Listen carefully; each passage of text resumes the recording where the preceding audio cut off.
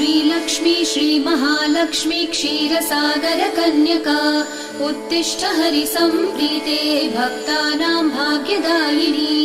श्रीलक्ष्मी श्रीमहालक्ष्मी क्षीरसागर कन्यका उत्तिष्ठ हरिसम्प्रीते भक्तानां भाग्यदायिनी उत्तिष्ठोत्तिष्ठ श्रीलक्ष्मी विष्णुवक्षस्थलालये उत्तिष्ठ करुणापूर्णे लोकानां शुभदायिनी